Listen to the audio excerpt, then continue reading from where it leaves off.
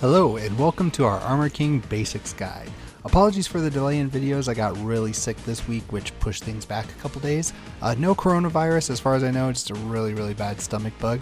But with that, we now sit at version 3.3 with the recent release of Fakumam DLC. I believe we are now locked into having these basics guides be a set of 3 videos, as that seems to allow us the best pacing. I do like this format as well, so we'll be sticking with this going forward, so no surprise.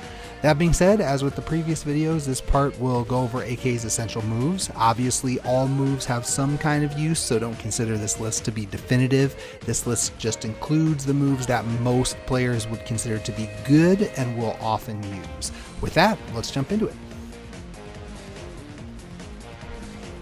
AK's jab strings both end with mids. 2-1 is a natural combo and gives +7 on hit, so this is your primary 10-frame punisher unless you want to play timing mind games with 1-2. If the last hit of 1-2-1 is counter hit, you'll get a butt stun for a lot of advantage. Can also be delayed regardless for a timing mix-up. AK's down forward 1 is a bit more damage and slightly better frames than the standard down forward 1. You should be using this a lot. Sidestep down forward 1 is an extremely common tool. Down forward 4 is an I-12 mid. I-12 mids will always be useful. Excellent plus frames on hit and decent spacing, so if they mindlessly hit buttons afterwards, they're asking to be whiff punished. While standing 4 is another quick, safe mid poke, one that you may even use more than any other. Use liberally from crouch dash.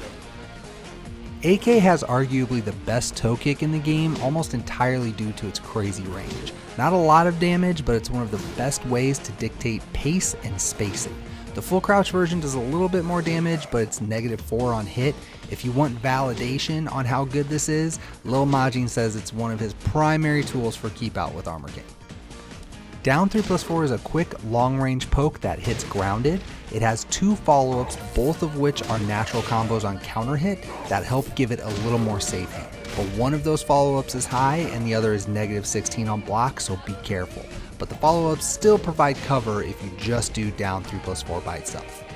Forward neutral 2 is Armor King's primary scary low.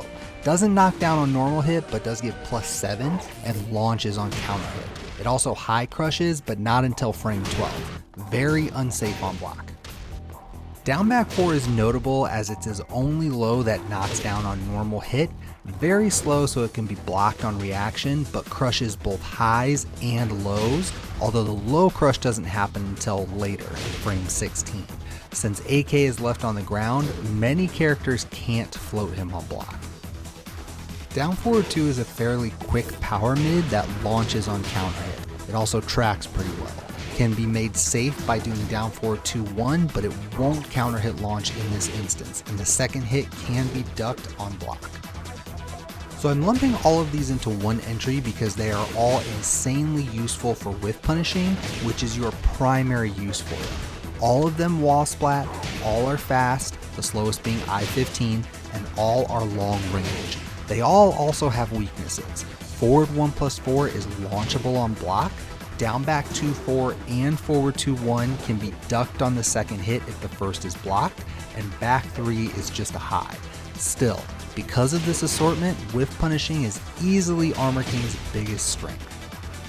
Forward 3 and down 2 are relatively quick mid string starters. You can use these as beefy pokes or to put on some pressure with the inherent threat of continuing the strings, which we will discuss more in part 2.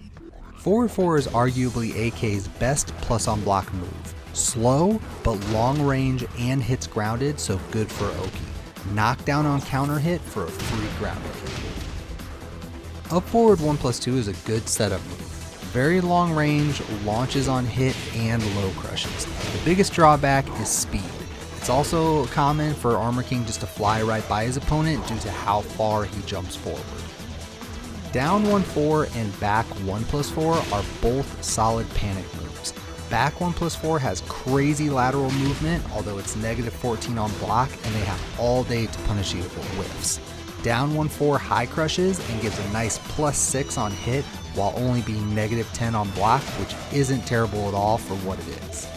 Good ol' hop kick. Certainly a panic move, but also, just generally speaking, a quick mid low crushing launcher.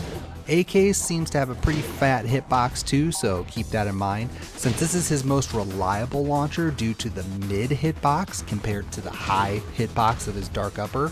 You'll be using this regularly. Crouch Dash 1 is a long range plus on block knockdown move.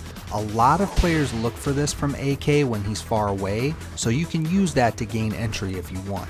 Otherwise, if you're on the ball, you can use this like any of your other whiff punishers for solid damage. Also a primary tool for his optimal juggles. Good old dark upper. For those beginners out there, this is AK's version of the Mishima God Fist. It's another notable whiff punisher, but also an important piece of his crouch dash game. Tendency to go under highs and gives a big damage juggle. Practice this because you want it to be consistent and as fast as you can get. Forward Forward 2 and Forward Forward 4 are both commonly used power mids, particularly useful in crouch dash mix-ups. Both are relatively safe due to the pushback and they both will wall splat. Forward Forward 2 tracks better, but Forward Forward 4 has more range. AK's homing moves are a bit underwhelming as they're a combination of slow and or high. Limited reward as well, except maybe Forward Forward 3, which is also neutral on block, but you lose a full combo if you decide to go into his shadow step, which we'll talk more about in part 2. It's also still a high. Running Exploder is incredibly good. AK is left grounded, so nothing free on block, but the situation is still in his favor even after he stands up. Tons of crossover setups with it, and it's super long range. Will also wall splat. If Armor King's Rage Drive connects, you have a 26 frame window to land a grab, any grab, and it cannot be broken. Note that it pushes back a little bit on hit, so out in the open you may need to do a micro dash to get in range for your grab. Tombstone is typically the best option unless you have your back to the wall, in which case Giant Swing is better. If you don't feel comfortable with the micro dash, practice instant while running 2+4, otherwise you can simply do a forward normal.